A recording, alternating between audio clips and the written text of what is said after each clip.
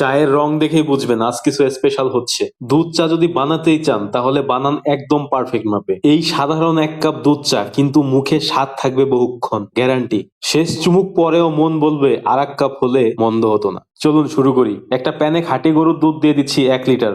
Medium আঁচে জাল করতে থাকতে হবে যেন নিচে পুড়ে না যায়। একটা স্পাচুলা দিয়ে একটু নাড়াচাড়া করে দিবেন মাঝে মাঝে। কনডেন্স মিল্ক দিয়ে দিতে হবে 5-6 টেবিল চামচ পরিমাণ। এটা চিনির পরিবর্তে ব্যবহার করব, অ্যাডিশনাল কোনো চিনি ব্যবহার করছি না। আমি মিষ্টির পরিমাণটা একটু লাইট রাখছি, যদি মিষ্টির পরিমাণ বেশি খেতে চান তাহলে আরো একটু বাড়িয়ে দিবেন। আর কনডেন্স মিল্ক দেওয়ার কারণে চায়ের স্বাদটাও অনেক রিচ করবে। 1 লিটার দুধ জাল করে আমরা 600 গ্রামে নিয়ে আসবো। আর জাল করার সময় যে মালাই বা সর তৈরি হবে সেটা দুধের ভিতরেই রেখে দিব। অন্যদিকে চায়ের লিকার তৈরি করে ফেলবো। পাত্রে পানি নিয়েছি 1.5 কাপ পরিমাণ।